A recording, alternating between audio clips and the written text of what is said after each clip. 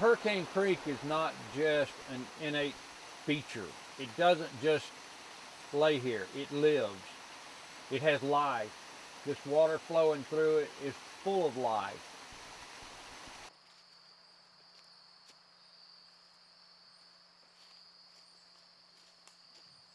All through my time here in Tuscaloosa, I found this creek very early on, and I've always come back to here for my recreation. I've always come back to this area to relax, and actually found it because I had a dog that was so big I couldn't bathe him in a bathtub. I had to have some place to bathe my dog. As Hurricane Creek Keeper, I am the advocate for the creek. I'm the spokesperson. I do the media releases and press conferences and interviews like this. I advocate for the creek. This is the end of Appalachia. These are the oldest mountains on the planet. Hurricane Creek could very well be one of the oldest streams on the planet. Are you familiar with Dr. E.O. Wilson's work? Dr. Ed Wilson did his postgraduate work right here on Hurricane Creek. He came back here recently, and he's the one that told me that you have to go all the way to Tibet to find something that equals this in comparison. He named an ant here, the Leptothorax tuscaloosi. As far as we know, that's the only place that ant exists. I'm not one that gets on the ground and follows ants. This is sea oats growing on the side of an Appalachian stream. This is part of the diversity of Hurricane Creek. You find things from the coastal plains as well as the Appalachian mountain flora and fauna growing side by side. You don't find that in other watersheds. You may find an abundance of certain species, but not an abundance of species like we have here in Hurricane Creek. Look at the grass. The natural grass growing out of the side of the banks here. These are native species that grow out here. And the rock is providing the life for them. And if you look at what's in the rock came from life. These were living trees. These were plants and different species in here that made up this rock.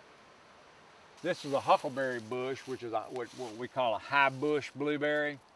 Great. Come out here in the springtime. You can pick them by the gallon bags. They are so good. I recently met and befriended a Creek Indian. He told me that where we got our name was from this species of cane right here. This river cane is a very small, it looks like bamboo, but it's very small.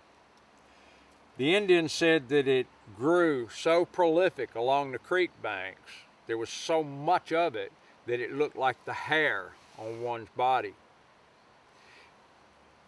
Europeans couldn't pronounce the name that they gave it, so it became the hair cane.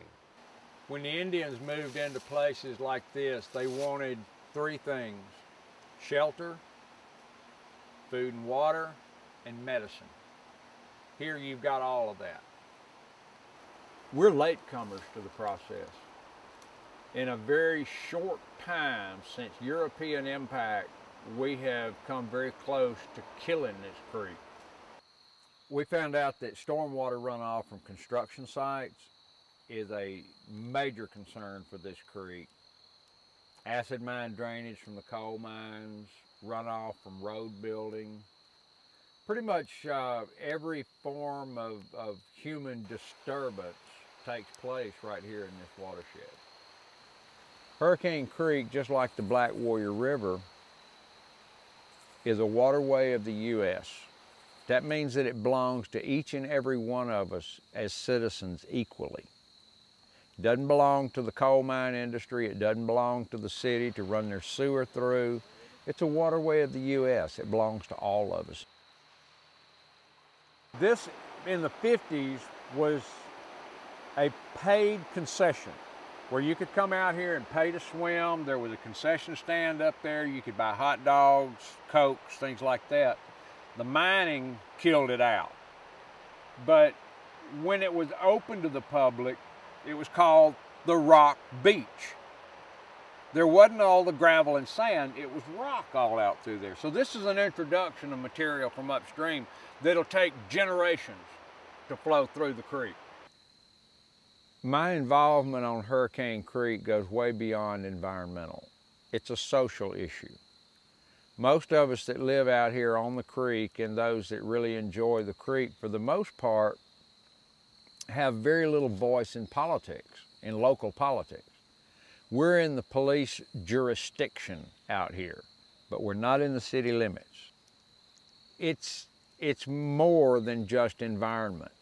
You know, this is a class of people that have been oppressed for years in places like this. So, for some reason or another, the good Lord chose me. I didn't choose this line of work. I feel like I was led to it. I feel like this is something that I'm supposed to be doing. My connection with Hurricane Creek is a very spiritual one. I got in a toxic situation where I was working in a place where I became very ill. It was a case where, because of a spill many years ago, there were a lot of bad chemicals in the ground, including benzene, toluene, xylene, methylchlorine, words I can't even pronounce. I was exposed to because greed overcame the need to protect that water that I was working in. An old Creek Indian elder taught me how to use these medicines to keep myself alive, basically, until the doctors could find out what was wrong with me. It opened a bond between me and this waterway that I can't explain in words other than to know it is life. This is a living, breathing organism all to itself. It lives. And without it, we can't live. Humans must have water. So without this, we die. Reality is that if humanity doesn't take an active role in protecting places like this and breaking that disconnect, that we're going to lose more and more places like this. And when we do, we're going to lose the ability to connect with the earth.